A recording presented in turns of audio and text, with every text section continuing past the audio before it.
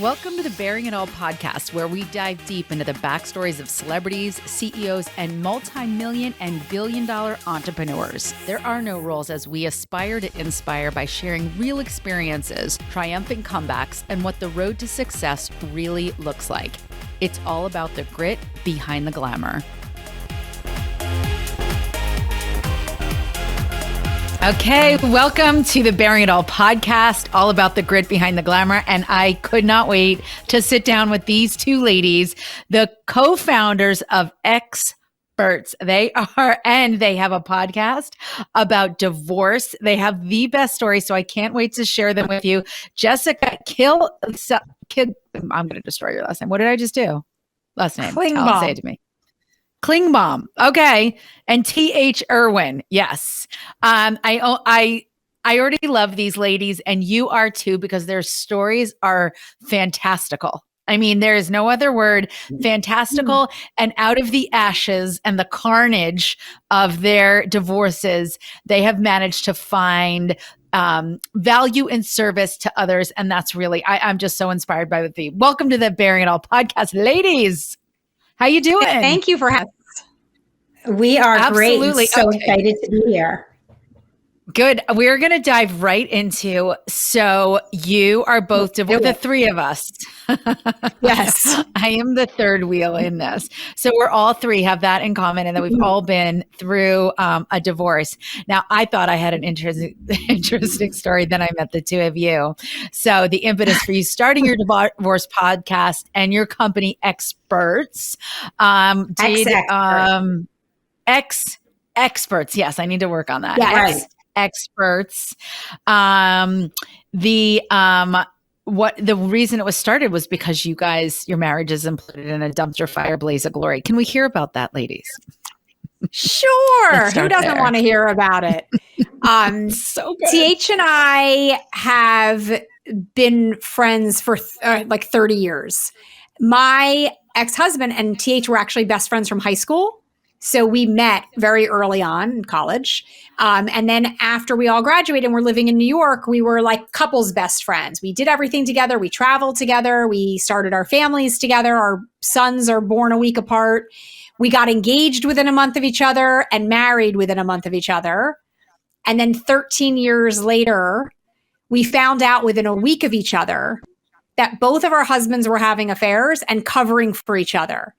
So they were telling us that they were going away on guys' trips and doing this or that. They were actually going away as couples with their girlfriends while we were so home. bad you have to laugh.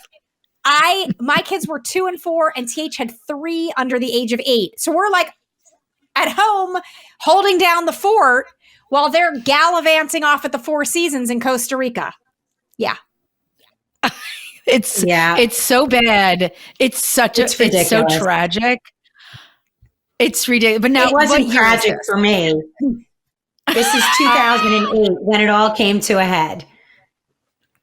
Yeah. Oh, were you affected by the stock market crash in 2008? Like, did no dumpster fire, double dumps? No. The universe was looking out for me in many different ways. We had bought a property. We were about to break ground 5 days later, and we sold it like May 10th. I got my phone call on May 8th, and we sold it May 10th, and then the market crashed, and we got a ridiculous amount of money for it. Oh, and then the whole real estate industry imploded. Wait. So you found out first the husband, like the last few days. Yeah. Wait, did you sell first, or did you get the divorce? Did you find out your husband was cheating? We got the calls, and from that, she was like, "We're not doing the house." So it was. I think you inversed the date. So so the dumpster fire May 8th, and then the house was sold May 10th. Okay, good. All right, the house was sold we were supposed to break ground a few days later, and I said the house is going for sale. The ground is going for sale. And we got a ridiculous price for it. You got rid of all the dirt. For the land, literally. Wow. All the dirt in the ground. The rest of the dirt took 4 years to get rid of. The breathing dirt. So So let's talk about your journey from there and how you guys have been like phoenixes rising from the ashes. I want to share that because I think all three of us, my divorce is much later. I think we'll all agree we end up on higher ground and a higher expression of ourselves. I feel like would you guys agree that through the trauma of all of that, which nobody signs up to get married, to get divorced, you end up a better person? Like, I mean, are you bitter or better? Which one are you? No, I think that even if divorce sucks no matter what. TH and I, our reactions initially were really different. TH was so happy to be able to get out of her divorce. It was like, the key for her getting out of an unhappy marriage that she felt like she had been stuck in. And clearly things had not been going great with my husband and I for the last couple of years. But like, we had a great run. I was devastated over all of this. Mm-hmm. Like, it was a totally different kind of a thing. But I feel like, look, with anything in life, I don't mean to be so cliche, but what doesn't kill you makes you stronger. You do learn a lot about yourself, about your own fortitude, about your own resilience, about your own strength, what you can handle, and things you can do. Like, did I think at age 36, I was going to be a single mother of an age 2-year-old and a 4-year-old with like a crazy high pressure job, dealing with everything? I hate to say dealing with everything on my own, because it's not like he was an absentee father. Like, he had the kids, and he has turned out to be actually quite a great dad in a lot of ways. So I'm lucky for that. I feel like my kids do have a great dad. But like, you're bitter in the beginning because all of your hopes and dreams, all of my hopes and dreams for what I had envisioned, for what I thought my life was going to look like. I met him when I was 18, and we were together for 18 years. We were together for half my life at that point. And that all like came crashing down. But I'm way better. I mean, you can't not be unless you don't allow yourself to learn and grow and move forward. And what about you, TH? So much better. I don't even recognize who I was in at least the last 4 years of my marriage. When I knew that I was miserable, I was probably miserable even longer than that. When I got the phone call, I told her she saved my life that day. She did. I just could not find my way out. And I'm a strong woman. I had family support. I had friends. I had everyone who was telling me he's doing bad things, pay attention. And I just kind of kept my armor up, because if I didn't hear it, it couldn't hurt me. So then I can get through another day.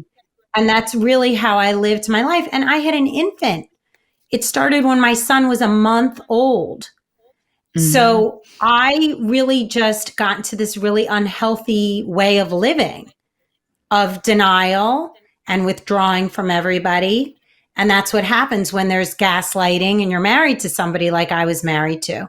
So when she called me on this blessed day of May 8th, 2:20 in the afternoon, which was I believe it was a Thursday. I remember and it was my day. before Mother's Day. Yeah. My life started again. Like she, who's been trapped inside all these years, was like, finally like, thank freaking God, TH. She called you, now run for the border. A little bitter because I had 3 little kids who were like, what's going on? What do you mean? Wait, and my husband was absent for 4 years. So they're like, wait, what's he doing here? And wait, where are we going? So I had to answer questions, and I was very careful to never badmouth him. If they had questions about where he's been and what he's been up to, I'm like, ask your dad. He'll be happy to answer those questions. I cannot answer those questions. He'll be happy to spin a story. I whatever, it's his lie or another cover up or whatever he's doing. I was not going there. So much better for me personally. I launched my life. But as a mom, I was angry that he did what he did and has put us in this position that now I need to help our kids through his misfit of activities. Right. And I want to circle back to something that I think is important for the listeners to really take a minute and absorb, because I'm sure there's somebody listening whose marriage is really at a sticking point, and it is very hard. You know, we know there's red flags, right? We know that some people may have our best interest and they're trying to like wave the red flags, and we're like, no, you don't know. And we're just in the mix right now. The kids are young. Everything's going to work out. Everything always works. Like, you just sometimes can, you know, literally pick up what you're putting down. You can believe your own bullshit. I don't know if you had this moment where I remembered right before, you know, my May 8th, which was July 19th, 2015. You remember the day that the wheels You remember. off? Like, can you Yes. I can't remember people's birthdays, but I can remember the day the dumpster fire was ignited. It was the first day of the rest of your life. That's why. It was. And, you know, there's so many things in that quick moment. I was like, he could lie to me one more time. Like, you're just so wrapped up in the narrative, even though it's a bag of shit. And so I think people need to hear that it's really hard, because sometimes you want to dance with the devil that you know, and then you get the call, or then you get the text message popping up on the screen, and it's like almost like your guardian angel's like, listen, we tried to throw you a raft 47 times, but you never jumped in, and now we're going to kind of sink your ship. Okay? Like, we're going to sink your battleship. I definitely feel like that's exactly what the situation was. I mean, TH and I, we did so much stuff together and we were so close, but we weren't talking to each other about like the intricacies of what was going on behind closed doors. And in retrospect, now that we've, as part of exEXPERTS and our Divorce Etc. podcast, and we've rehashed and revisited so many of these situations that we went through. And like, it is so obvious that both of us had so many people and so many signs that were right in front of us that we chose to ignore. And the way that I think about it now is like, look, anything in life, you face it when you're ready to face it. I also had people saying to me, he goes out all the time, you know, do you even know who he's out with and what he's doing, et cetera, et cetera, et cetera. And I just think that I wasn't ready consciously, subconsciously, emotionally, whatever, to deal with it until I was ready to deal with it. There was no, it's not, TH's situation was different. I mean, she basically got a call where a woman like said to her, I'm dating your husband. My call was a it's fine. You can say it. Yeah, wait. A woman called you and said, you heard it. Okay. And said, he was engaged to another woman. She called to make sure he wasn't still married to me, because she was engaged to be married to him. So there was a whistleblower who knew both of us, who must have said, this has gone too far, and she needs to know that he's a married man with kids. I mean, she knew he had kids, but that too. But really quickly, like, my point was that my phone call was nothing like that. My phone call was the woman who called, but totally pretending she was someone else and for like a totally different scenario, which actually made sense to me at the time. It was more the conversation he had with her on the phone when he finally got on. She gave me this whole story about a real estate development that he was working on, and she gets on the phone and I hear his end of it, and he's like, no, I'm not going out tonight. I'm home, blah, blah. Like, it had nothing to do with why she said she was calling. So when he hung up and I was like, who was that?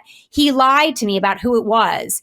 And it was that, like, me just like that feeling in my gut where I was like, I know he's lying and I'm fucking out of here at this point. So the next morning I woke up and I was like, we're getting divorced. That was it. Like, case closed. But I feel like I could have ignored that phone call. I could have not questioned him and not confronted him that night and said, who was it? I could have accepted his answer. I could have let it go. For whatever reason, that was the time for me that I was ready to like let it sink in and say to myself, I'm getting out. We're done here. Yeah. Mm-hmm. And Jessica, you had gotten tons of signals that we did talk about. We talked more about Jessica and Darren than me. Like, but she was just like, I think, maybe. And then there's fear too. There's timing and fear. Yeah, you're a young wife, young kids. How am I going to support myself? What is it going to look like? Yeah. Can I just dive into one other thing that you also said was it's not like you were really talking about what went on behind closed doors. And I really want to really address that with women because when we're first having babies and we're showing up for mom groups and we're hanging by a thread, we're really at our worst. Being a baby mom, I think, is the hardest years of the momming world. I've never been a bigger, phonier piece of shit in my life. I mean, I was falling apart. I did not like being a mom. I loved being a mom. I'm sorry. I did not like the baby years. They were so labor intensive. Everything was like, oh my God, like you can't take your eyes off them. You can't really shower quietly. Like there's not a minute. You can't go to the bathroom without somebody slipping their fingers under the door. And here we are showing up to the mommy groups, like, just give me wine. It's almost like we just group anesthetize. Right. We laugh. Right. Can you just watch my kid for 5 minutes? I got to run to the bathroom for a half hour. And I don't even have to go. I just want to sit on the floor. That's right. I'm just going to sit there and cry. But we don't talk. There is and it's hard to find women that you really, really trust. And that trust has been compromised because for whatever reason. And I think women need to get real about, getting real about being real, but also recognizing that we're part of the problem. We talk behind each other's back. We are supportive in front facing, but we're backstabbing bitches. And I came to understand that that's who I was. And then the wheels fell off my bus.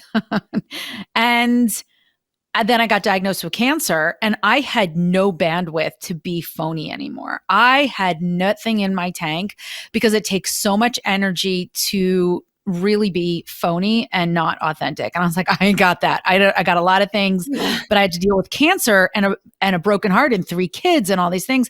But I had this breakthrough and recognition of like that person that I was prior to cancer and my marriage ending. I'm not proud of who that woman was. And I want to help women see that part of our identity, but because it's ruining it's hurting women. It's hurting women, right? Like we're a bunch of bitches. But it's hard stuff to talk about. Like with anything in life, obviously. It's not even about, it's like you're on the hamster wheel and you're just trying to, keep yourself from falling off. And right. And I think that it like TH and I don't think either of us were deliberately trying to hold back from each other. I just think it's like you're going through the steps, you're going through the motions every day. And there's a part of you that's thinking like, I guess this is what marriage is. I guess this is, kind of what it is. Like, and no one's talking about it. So you're ignoring the signs, but you don't have anything to compare it to. So are they signs or is this just the norm? It's so hard to release that, like to trust, right? Like, I don't know. I mean, I like in looking back, I don't blame myself for being inauthentic and like pretending like my marriage was so great and posting, great pictures and everything. But it was a lot of work to be, front facing fabulous. What's my new? But I think front facing fabulous. I think what a message really is, though, is we need to be comfortable and accepting ourselves for where we are. And I know for me, I couldn't come to grips with where I was. I didn't even really understand what was happening. I didn't understand how I got here. And it had nothing to do with having 3 kids. Like that was the plan, right? At work, we wanted a bigger family. That was the plan. But to be in a relationship with someone who treated me like dirt was really not part of the plan. So Jessica and I couldn't have been any closer. A short list. And no, right. But you couldn't have been closer with another person. We traveled, we spent weekends together, we did everything. It's not that I didn't want to talk to Jessica about it. I think I just wasn't able to process it for me to be able to communicate it to another human. I remember sitting my parents down and saying, and crying to them, and they're not my first go-to. I don't want to say anything else, and I don't want to say anything bad about them because they're super generous, amazing people. But for me to cry to them and say, I'm really unhappy in my marriage and I don't know what to do is seriously desperate times. But as far as coping with what's going on, if you're not facing it yourself, then even if I spoke about it to other people, I'd be full crap because I'm not telling the truth. But I also want to say, like, because I definitely had my fair share of suspicions for a while before it was like thrown into my face. Yeah. And honestly, like for me, one of the hardest parts about my first divorce was the sheer humiliation, the embarrassment of having been cheated on. Like I wanted to peel my own skin off. I had to get up and go to work every day and be out in public, and come to find out very shortly after the breakup that pretty much everyone in my life knew that he was cheating on me, except for me. A lot of those people, to their credit, were trying to subtly tell me, and I chose not to listen, and I chose to ignore the subtle comments that they were making. No one came flat out and was like, I saw him last night with this person. But like, again, like those insinuating remarks of like, well, do you know who he's out with all the time and blah, blah, blah. But like, I don't know. Even when I did find out and we were splitting, it was very hard for me to talk to people about the fact that I was getting divorced solely for the fact that I then had to admit that it was because he had cheated. And that to me was like the worst part. I didn't tell my parents for like close to a month because I knew that once I told them, like, they were going to hate him. And I was like, there was still a part of me that like still loved him, protected. For the 16 years that we had that were amazing. So the cheating and the humiliation part of it, I think, is a huge part of the reason why women don't necessarily talk to each other about that stuff, because it's so embarrassing and you can't help but feel like, why did it happen? What's wrong with me? She's so much better. Or why is she so much better? Like all the bullshit that we feed ourselves. Well, it is, it's so toxic. And then we are the weight of other people judging us, and we're doing the best we can. It's tragic, and then it is empowering on so many levels, because I think anything that I've ever been through has aligned me with other people. Like it makes me more compassionate and kinder. And it goes back to, I used to run so in Princeton, we have the stadium stairs. And I don't know why I always have to tell this in this part of the story, but we run it every 9:00 on Monday mornings. And I remember for weeks and weeks, we would talk about this one, local tragedy where this husband had lost all this weight and he cheated on his wife and had this big affair and then she stayed with him. And for weeks and weeks and weeks, we just judged the bejeez out of this woman. Right. Bejeez. Like there's nothing left to her because we just had nothing else to talk about but her trauma and tragedy, and judge her as so wrong. Like I would never, and oh my God, and because she stayed with her husband. And you have no idea of what the hell fast you're forward talking about. everything. You have no idea what anybody's walking through. And that version of myself, I no longer have that version of myself. And I am so glad I was able to purge it through my own trauma and tragedy to recognize that there's the only person that suffers from judgment is the person that's judging. Judgment is drinking poison, expecting other people to die. It's the most toxic thing that we don't know that we're doing to ourselves, because we're toxic. It's a low vibe, low frequency, bringing nothing good into your life, because you don't feel good after you said it. Like, are you a better person because you just totally demolished somebody? And anyway, what it has led me to understand is everyone is battling something we know nothing about. That's not my quote. I know it belongs to somebody else, but it's so valid. And I am grateful for all the trauma and tragedy I went through, because now I'm a funnier person. I'm like, you do you. Like, I am not here to judge you. You take your journey. And I can always stop myself when I'm like, I have these moments. I'm like, I don't know what they're going through. And now I look at her and I want to like apologize and be like, I have no idea. And you were fighting for your marriage and your kids and your happiness and your situation. And I sat there and judged it from my own inexperienced arrogant asshole lens. So I love, like, listen, you go through shit, you become less of an asshole. So, you got to appreciate your, right? Oh, totally. I will admit, I know two people who stayed with their husbands after their husbands cheated. One of them, they know for a fact that the husband cheated twice. And one of them, I only know that the husband cheated once. And I don't know that it's judgy, but there is a part of me that I'm like, I can't believe they stayed, because having been cheated on, I really find it hard to imagine that I could ever get back to that place of safety and comfort and trust that is so essential in a marriage. I feel like for me, it was like when I really was confronted with it, when I was ready to confront it, and I confronted it, and it was admitted, I was like, I'm done.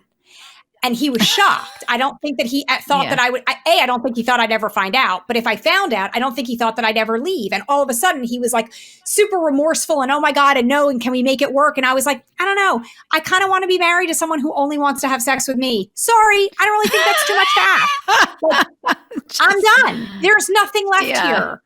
Like, so I do find it amazing and good for those people if they can work it out. But I always wonder if they're always walking around with a little voice in their head, like, and it's again, people stay for different reasons. They may, she may have stayed, or he may have stayed, having nothing to do with getting back to a good relationship and love and all of that stuff that's super important. They may have stayed because, where else am I going to go? Who else? That's so sad. But also, it is sad, but it happens all the time. But we also don't know. And that's where it's a safer place to always go of like, I don't know. This is the tip of an iceberg, and I can only see this part of the story because relationships and family dynamics are so very layered. And what maybe she needs in a relationship isn't that safety, isn't that security, isn't anything. It's something that we don't understand and don't have access to, and we don't have our journey. So it's a matter of like, listen, if you can be happy in that situation, I want everyone to live at their happy, their highest happy. Like that, that's not for me. That's not for you. It's not, but it is for them and for her. And it's a nicer place to kind of like operate. I will say, like, I just operate from like almost like a sense of, and this is a really good quote that I heard from Ted Lasso, of all things. But I love Ted Lasso. Yes, but it's so true. And I had been saying this, not using his language, but now I could just borrow Ted Lasso's language. And he said, if you can replace judgment with curiosity, you're going to live a much better life. And I have been saying that, and I would say, like, stop snickering and start getting curious. Like, if you walk by a nice house and you're like, oh, must be nice, why don't you change that and say, oh, must be nice. How do they do it? Like, if you can move from one vibration to another, more abundance lives in that higher frequency. So I look at something like somebody else's circumstances, and I'm like, you know what? Because Ted Lasso said, don't judge, get curious. Of like, I'm definitely curious. And now that's curiosity. Is that nosy or is that curiosity? I don't know, Ted Lasso, you tell me. But I definitely am like curious. I'd be like, what leads you to that place? And I hope, and offer up that kindness of like, all right, I hope that brings you happiness. Mazel tov l'chaim. Like, have at it. Ain't my bag of tricks, but I don't know. You do you. And the part for me that always, sometimes I have sticking points in my decision to leave my marriage is I miss my kids. I split custody. It's like, I just want to see them all the time. I would have left with the shirt on my back to have my children. And I mean every word of that. Like, split custody sucks. I'm like, see, you're such a better mom than me, because I got out of it, and I was nothing to do with it being a better mom. It's not a better mom thing. The best part of divorce that nobody talks about, the secret upside of divorce, is the fact that I get 50% of the time off. I'm like, I can go get my nails done. I can sleep late on those weekends. I can go out with my friends, and I don't have to feel guilty about it, because that's what the divorce decree says. So I listen. And also, I think part of it may have been, and I don't remember exactly when you told us last time, like how old your kids were, but I had a 2 and 4-year-old. Weekends alone with a 2 and 4-year-old is not easy. So I will say that as my kids got don't older, even kid ourselves. young teenagers, then I'm like, I miss them when I don't have them. They're funny. They're people. They can engage. I can go out to dinner alone with my daughter and like have an amazing time. But when they're toddlers and elementary school kids and they're a pain in the ass, I was kind of carrying glad bags of toys and videos and all the stuff. The 5 and below wasn't my jam. I'm never going to own that. I'm always going to be like, give me 5 and up. I am like your best, the best, the best. Give me like 15 and up and I'm good. You do. I can see that too. It's something I struggle with. And I think that's the smarter way to look at it. Like I'm a work in progress on that. Sometimes I get to day 5 and I'm like, I just want to squeeze them a little bit. I'm very, very fortunate. I enjoy my kids' company. I find them fascinating and funny and very, there's no drama llamas in my team because I could not, I would like, that wasn't something they were allotted at an early age, probably even when they were babies and they deserved a tantrum. I was like, we don't do that around here. So fortunately, I have like 3 easy, like they're that's just not allowed. I'm like, are you tantruming? I don't even know what that is. Like, so when other kids would like throw a tantrum, parents are like, oh, let me fix that. I would be like, oh, I don't. So I like reverse engineered. So anyway, I think it's a better way to look at it that, I've had that space to, explore everything. Like I have no excuses not to launch a podcast, a business, a brand, a television career, because I optimize that time to live my best life. But I love them. I'm going to keep them. I made 3 good ones. And if you kids are listening, don't start being assholes now. Okay. Rules. How old are they now? I got one in college. I got 18, 16, and 11. Right. So okay, we did talk about there. That. And I can't complain. So, TH, what's your situation now? Well, we've come a long way. It's always been just handling business. We had a 4-year divorce. We had multiple experts. We were forced into mediation. But when you're divorcing a narcissist who's engaged to somebody else, you would think he'd want out, but he didn't.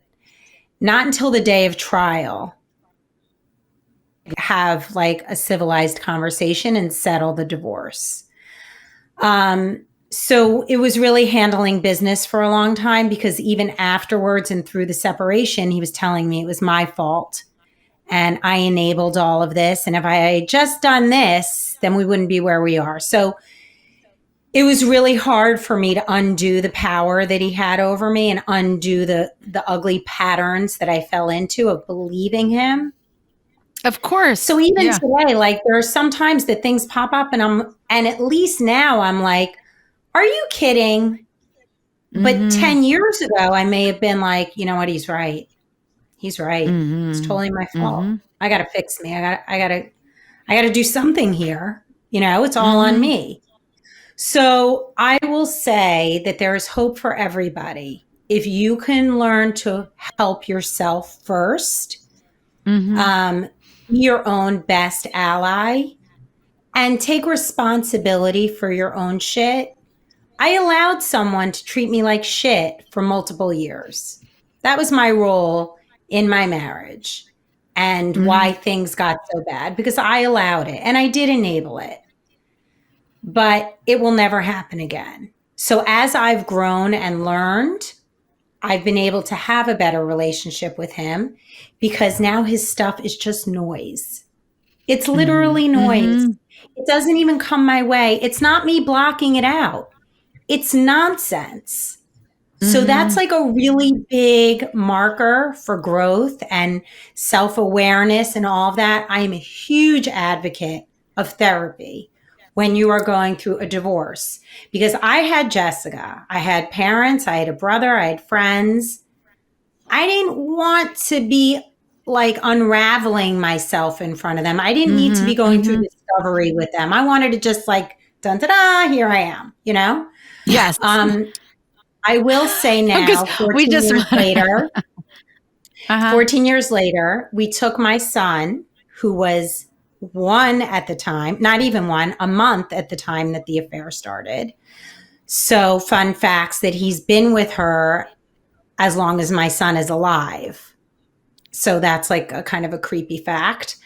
But he and I took our son to college without any buffers.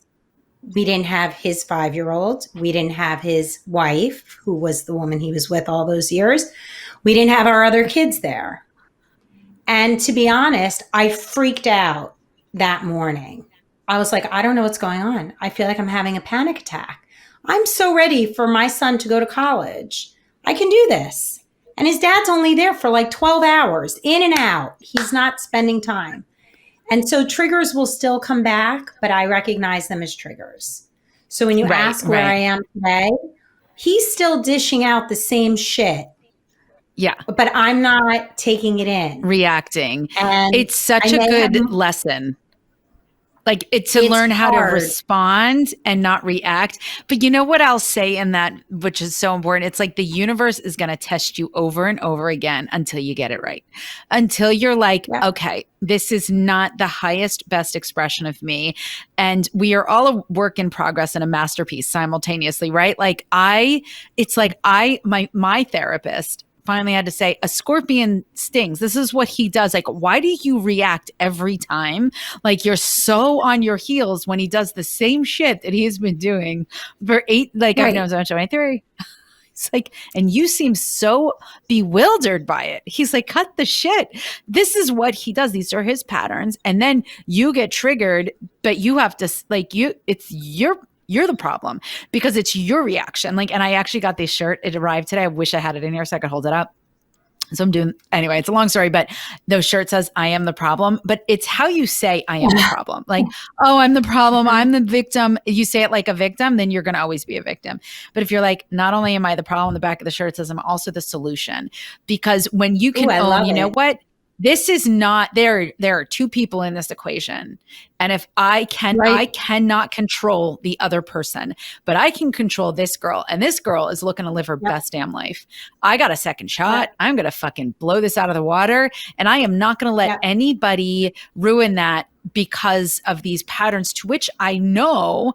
So it's so empowering. You're like, oh my God, yeah, I am the problem, but not in that self-deprecating, like defeatist, I'm always a loser. It's like, I'm going to fix this. Not only going to fix That's it, right, live because my best you're life. Recognizing it. Right. Mm-hmm. And it takes that much. You're not demeaning yourself with it. No. You're not demeaning yourself with it. It's now a superpower. Yeah. It's a superpower, and it's a superpower I think more people need to absorb at its higher level, not its defeatist level, but in its empowerment of like, you can fix it when you know that you are the solution. You cannot control anybody but you, and you have the power to live a really unbelievable life. So I like that you're saying that, because we all have to kind of recognize, yes, but we don't always want to be the victim. And it's, man, I'll tell you what, they can keep circling there. Like, you keep doing you, I'm going to go ahead on this track. And the best revenge is no revenge. Just go live your best life and don't worry about it. Yeah. Listen, I wish them health, wealth, and happiness all the time, because I don't wish to bring negative energy. I drink, expecting anything else is drinking poison, expecting the other person to die. I have 1,062 other questions, but I do have to land this plane because I do have to pick up, see, I told you we had to just jump into it because we will just talk and talk and talk. Tell everybody what you guys are doing now and how you're using your stories to help others through the divorce process. Don't jump because we had each other. Because we weren't sure who was going to talk. Because we went through this together, the analogy that I often use is like when you have a new baby, right? And everybody's asking you like, how's the baby? And really everyone just wants to hear the baby's fine. But if you have a friend who also has a fairly new baby, then they're like, how many bottles did they drink today? How many hours did they sleep last night? Like, they want to be in the weeds and know all the details. That's what we were like going through our divorces. What'd you talk to your lawyer about today? Like, we were really commiserating with each other on a daily basis and learning learning from each other on a daily basis. Did you know about this? Did you know about this? We live in different states. I'm in New York City and she's in North Jersey. So like, but there was a lot of crossover. So we acknowledged fairly early on, how lucky are we that we can have this conversation with each other all the time and neither of us are getting sick of it. Both of us are invested in it. We're both interested in it. It's helping both of us. And like, what a gift. I mean, like I said earlier, they were, my ex and TH were best friends from high school. And our joke was we got each other in the divorce. We used to talk about how we need to figure out a way. Are those guys still friends? They are not still friends. No. But we used to talk about, because we had each other and because we had that level of support, which is so unusual, that two people who are best friends are getting divorced over similar circumstances at the exact same time. So we would be like, how can we help other people? How can we do this? How can we offer this level of support to other people? It is so scary and so overwhelming and dark when you're going through a divorce. It doesn't matter if you initiated it or if it was initiated against you. Like, divorce sucks. There's no way to get around it. Sure, there's light at the end of the tunnel. You're better off on the other side. But while you're going through the tunnel is damp really and dark and horrible. That's right. So this exEXPERTS was really like an idea that a seed was planted 14 years ago when we were getting divorced. But like, how could we actually implement it? What could we do with that idea? And then right before COVID, TH was transitioning in her career. I, interestingly enough, was about to go through my second divorce.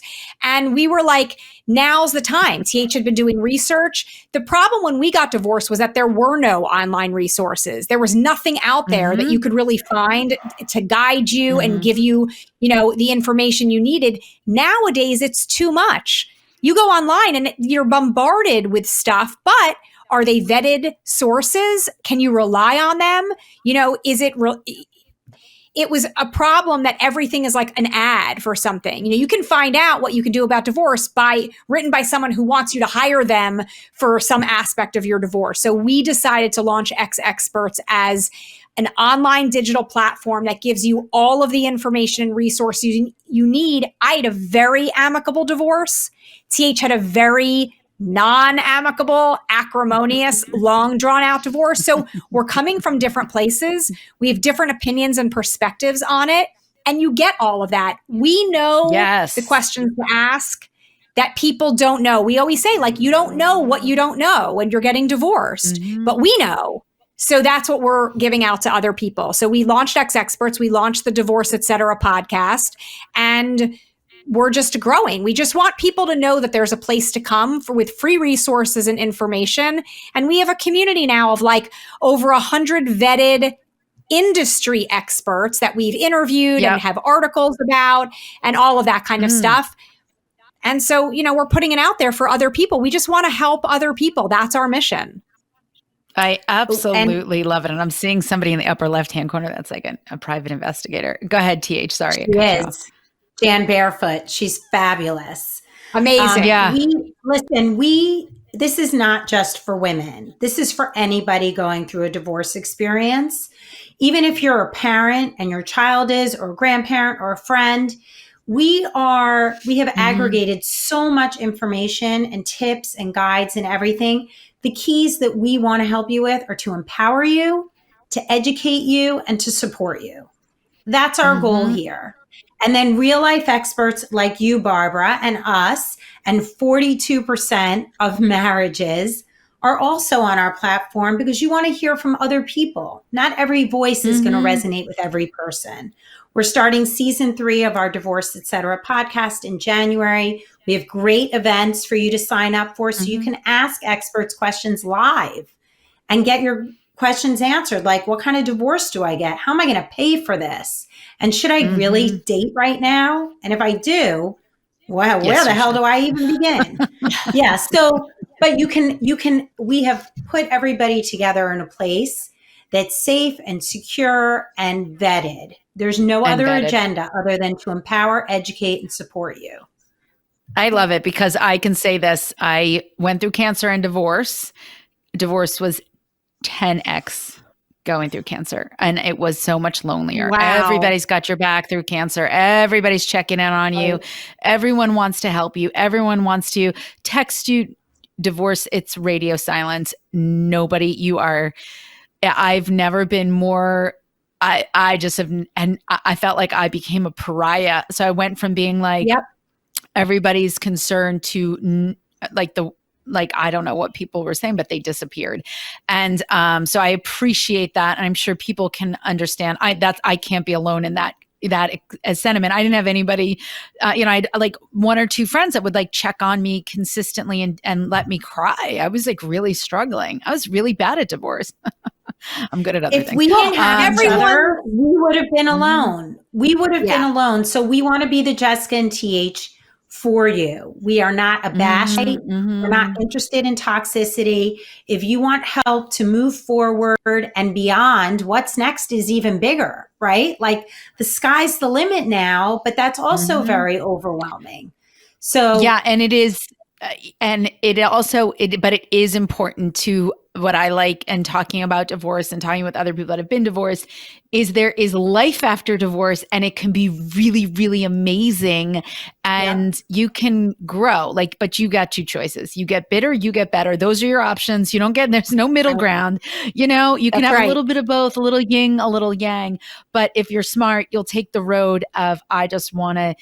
I don't say my marriage failed. I said I took it as far as it could go. So I will end it there. Tell everybody where on Instagram and the interwebs they can find you so they can look you up. So you can find us at exEXPERTS, spelled out exEXPERTS.com. Our website's where everything lives. You can find our Divorce Etc. podcast on all platforms and social media, TikTok, Instagram, Facebook, even YouTube at exEXPERTS. DM us, send us an email. We answer, we read everything, and we will totally support you. We also have a great newsletter. Yeah. Sorry, I was just going to say our newsletter also that sends out weekly. People can see and hear what's going on with the events and be able to join some of our online virtual support sessions. So we have a lot that we're offering people, and the newsletter is a great place to get it. There, divorce sucks. Our emails don't. That's right. Yeah, I think that's so good. Divorce, it really does, but it's it does lead you to higher ground. Well, thank you, ladies. I cannot wait to meet in person. Thanks for taking the time. And I will see you guys soon. Thanks again. Appreciate it. Thank Barbara. You. Thanks for listening to the Bearing It All podcast, where we explore what it means to live your best life. To stay connected, go to barbaramajeski.com and leave us your email. We'll keep you posted on all that it means to have the health, wealth, and happiness that you deserve.